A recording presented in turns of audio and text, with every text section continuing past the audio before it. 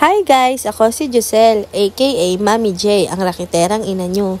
Uy, huwag ganun. At mag-home service nga tayo ngayon guys for today's video. Katanghalian na nga pala ngayon guys at ako'y init na init. Ayan, ako'y balot na balot. Kamukha ko na tuloy si Kokey. Uy, huwag ganun. Naku po at nakalimutan ko na nga mag-helmet. Naku dong, itabi mo na yan at bago pa tayo mahuli. Uy, huwag ganun. Bawal yun. At ayan na nga guys, ay suit ko na ang may wagang helmet. Let's go na!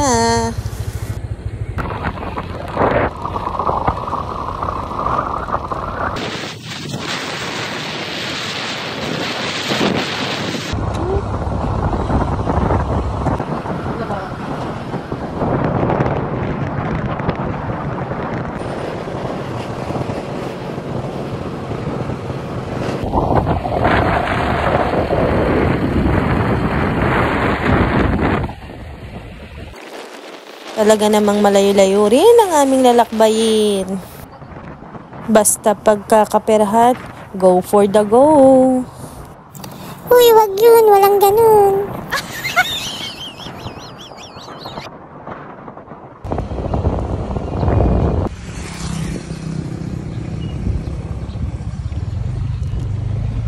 At ito na nga guys, sa wakas, nakarating na kami dito sa Roosevelt Park Village.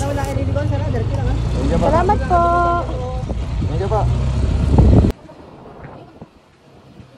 Para guys, masiguro namin ang aming pupuntahan, nagtanong na rin kami sa guard para hindi naman kami maligaw kasi nga maraming pasikot-sikot dito. Nandito na nga kami guys. At nasimulan ko na nga palang inilis ang kuko ni Madam Early at ito na nga ang kinalabasan, pati na rin sa kanyang mga paa. At inailash ko na nga rin pala ang kanyang kapatid. Ang susunod ko namang client ay ang kanyang ina, si Ma'am Ira. Eto na nga ang kanyang kuko. Inailash ko na rin nga pala si Madam Ira. Salamat po Madam, sa uulitin po. At mauuna na nga kami guys kasi ginabi na nga rin ako ng pag-uwi. Magmula 1:30 ng katanghalian guys hanggang 7 PM bago ako natapos dito. Halos inabot din ako ng 6 na oras guys. Ganito talaga pag nag-home service ako. Hindi na rin ito bago sa akin guys. Madalas talaga ito mangyari sa akin. Minsan nga 12 na ako ng gabi nakakauwi. Kaya mahirap talaga maging ina guys. Kaya saludo ko sa mga nanay na kahit nasa bahay lang nakukuha pa ring rumakit at kumita ng pera. At napahinto nga kami guys kasi may naamoy nga ako na talaga namang nagpahinto sa amin. Napakabango talaga ng barbecue dito guys oh. Naalala ko nga kasi guys, hindi nga pala kami nakapagluto ng ulam dahil nga ginabi ako ng uwi. Kaya naman bumili na lang kami ng barbecue para instant na pag-uwi kakain na lang. At ayan nga may pagkain pa ng ice cream. Ayan nga po at luto na ang barbecue guys.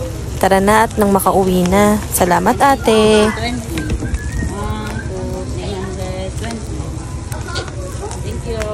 At ayan nga guys, pauwi na kami at malapit lang din naman ito sa amin. Panigurado nito, gutom na talaga ang mga bata. Mahirap pala talaga maging isang ina kasi kailangan mo ring magsakripisyo alang-alang sa mga anak mo. Kasi hindi naman habang buhay, palagi ka lang aasa sa mister mo. Kailangan mo ring kumilos para naman mabili ang ibang pangangailangan mo at pangangailangan din ng mga anak mo. At nandito na nga pala ako guys sa bahay. Gusto ko na kasing humiga at makapagpahinga. Salamat nga pala sa lahat ng nanonood sa aking mga videos. Bye bye guys! Mwah!